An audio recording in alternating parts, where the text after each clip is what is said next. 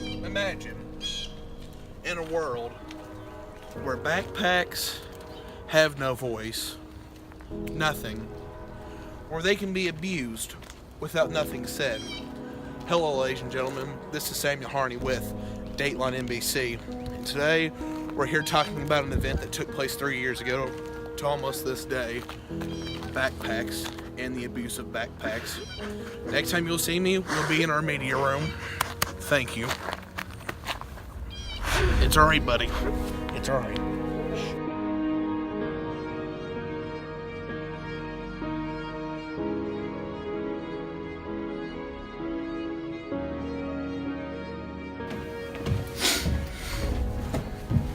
And welcome back to the special edition of Dateline NBC.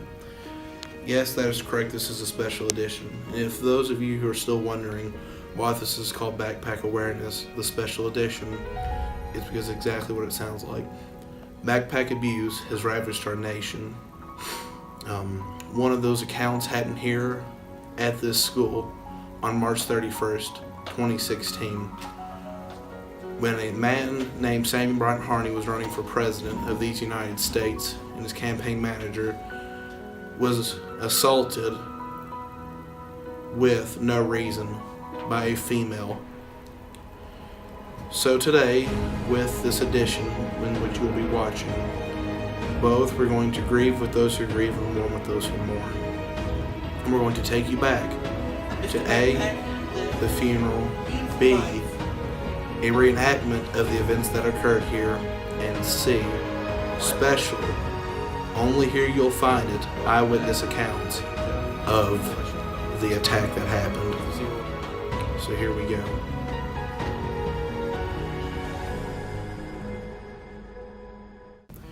Here we now have one of the eyewitnesses. He was there at ground zero when this happened. Gabriel, can you tell us your witness, your story? Well, I don't even want to begin to imagine what the actual victim went through that day. The witnesses suffered tremendously as well. I've had nightmares. I've not been able to wear a backpack out of fear. That's why I don't carry a backpack anymore. And that's greatly understandable.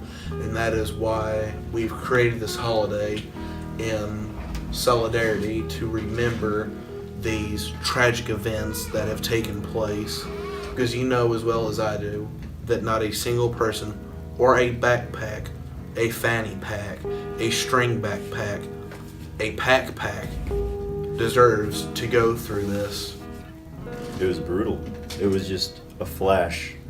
I remember I was sitting on the stone wall and just violence. The violence that happened that day was just tremendous. Can you explain the series of events that happened and occurred during that time? Like, do you remember the exact time that happened, where you were, the place, who was all there, the atmosphere in which everything felt? Yes, it was just an average day. I was sitting down and I was preparing for just a regular school day. I was prepared to learn. At that time, I carried a backpack, so I heavily sympathized with the victim of that terrible abuse. And it was, I want to say it was partly cloudy. It was in the morning. It was about 8:03 a.m. precisely. Does your backpack remember that event as well? Honestly, yes.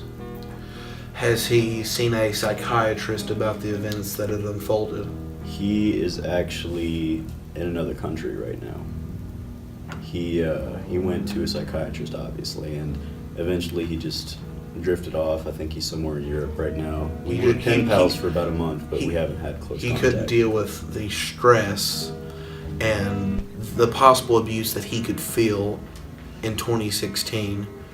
As a progressed nation in both technology and human rights, one thing that we have failed to do is focus on the rights of our fellow backpacks.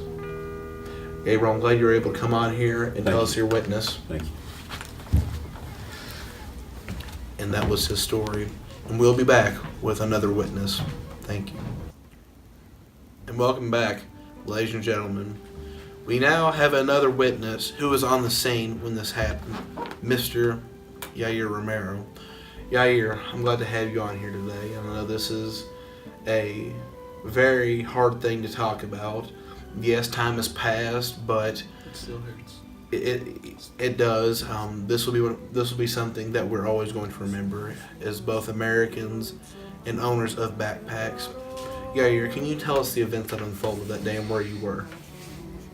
It's gonna take a couple minutes to bring back up because I kind of buried it away. But basically, what happened is we were sitting out there, and me and my friends were just having a simple conversation, just discussing what the following day was gonna bring for us.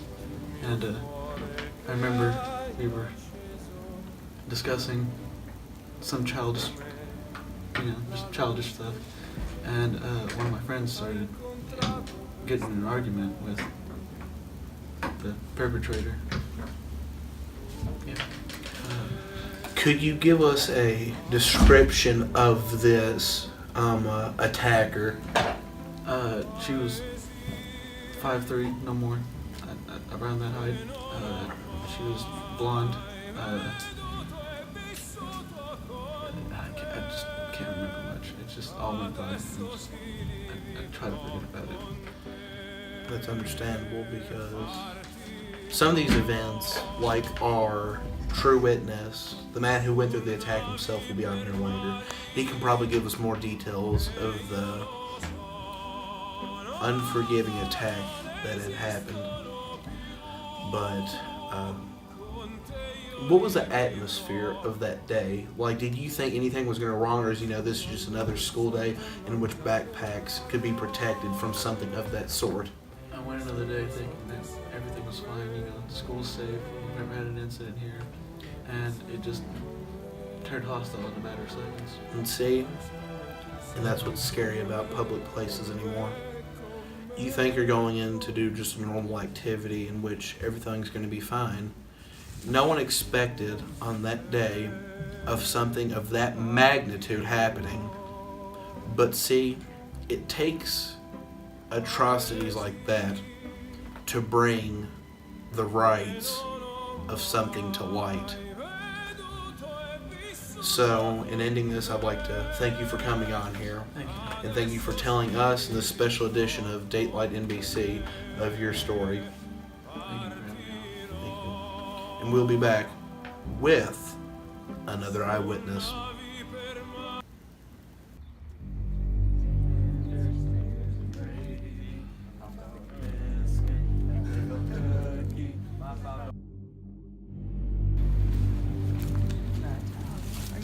Imagine living in a world when something like this happened. I'm currently standing in what is known as ground zero of one of the most tragic events that have ever occurred in American history took place.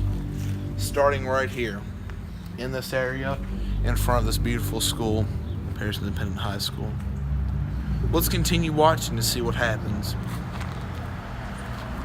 Oh! No, not the backpack!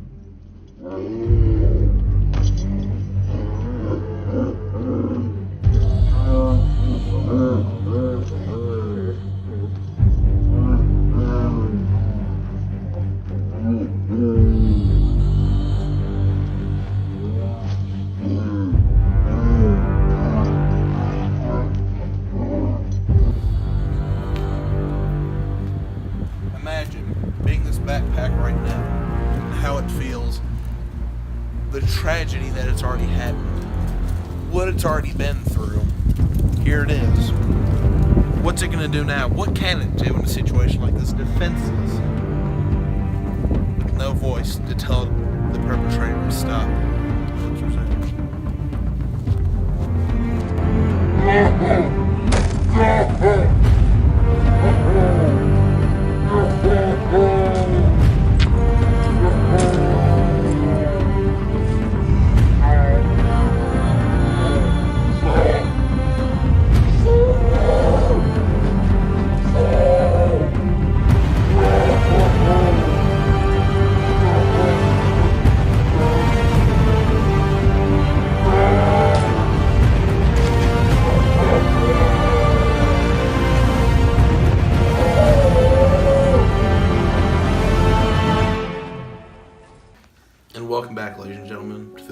edition of Dateline NBC. Now we have a member of the staff faculty here with us to speak about these events. Where were you on this day? I don't know. How do you not remember? I just don't know. How do you not know? Do you not remember this day and No. the special events that transpired during it? No. Okay, where were you when your children were born? In the hospital? So you're telling me you can remember that, but not the day that this attack happened? No, they're. Why? I Well, at least my need a kids why are to this. important, so Okay, I and do so know is, where- and so is this special holiday in which we need to remember and give backpacks their rights. There is absolutely zero excuse why you can come onto this special edition and tell me you cannot remember this day. Well, I just did. I don't know what else to say. Who invited her on here? Which one of you invited her on here? Because this absolutely does not support our claim in which we are trying to push. All right, next up we're going to have our next and the most important key component to this holiday, this day of remembrance, the man who has attacked himself, Jackson Levingood. Thanks for coming on.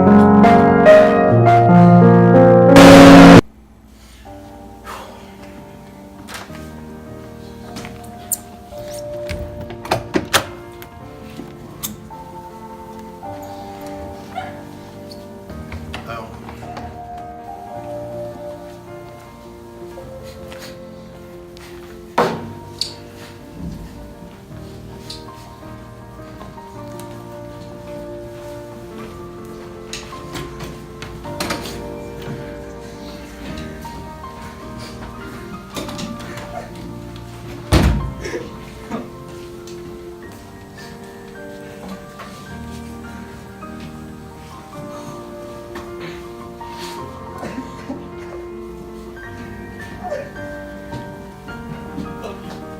Welcome, brethren, out to this extremely somber day that we've been able to gather here as friends, family, acquaintances, co-workers of Mr. Backpack. Mr. Backpack lived a beautiful life with his previous owner, Mr. Jackson Edward Livingood. As you all know as well as I do that this is a day that we need to come together as people. Because not a single backpack deserves to go through the abuse this one did.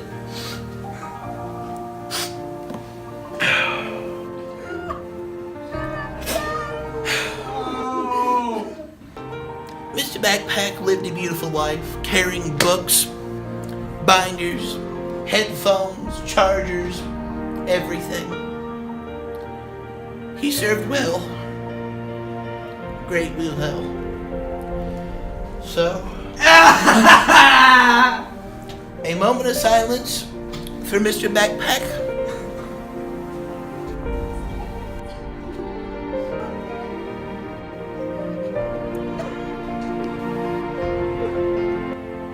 Thank you, ladies and gentlemen.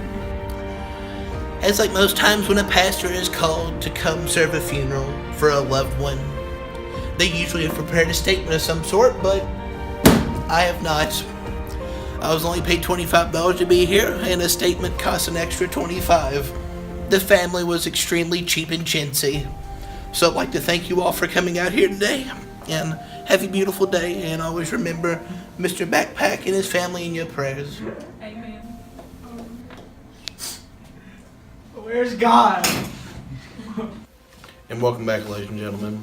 And as I said earlier, the most important and the key witness to this entire thing is with us, Mr. Jackson Edward Livingood.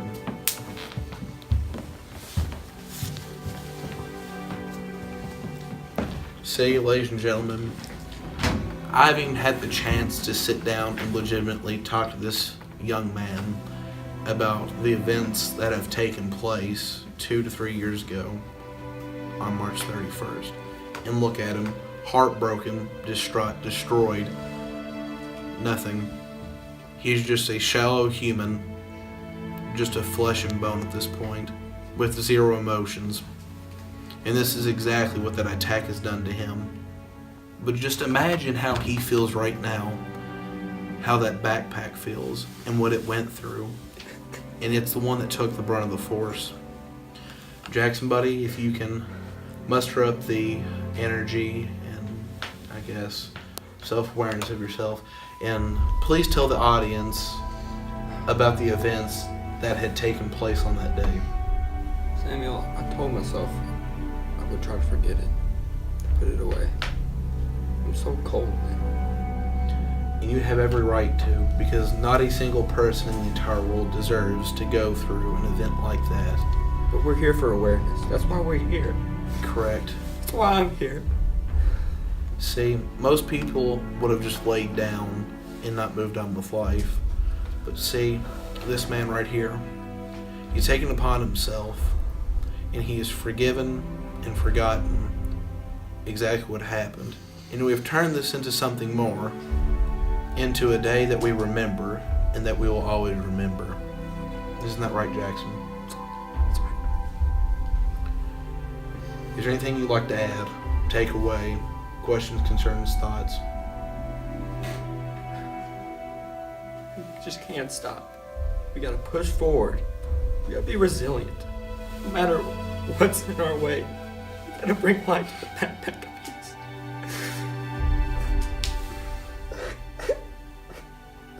I usually don't show a lot of emotions on camera, at least try not to, but that right there is probably the most touching things I've ever heard. We'd like to thank you for coming on here and For awareness. the awareness that we must show towards backpacks in this day, in which we will never, ever, ever forget. Thank you, Jackson. And thank you all. And thanks for joining us on this special edition of Dateline NBC. Thank you for joining us this very special and somber day in which we will always remember, March 31st. Thank you.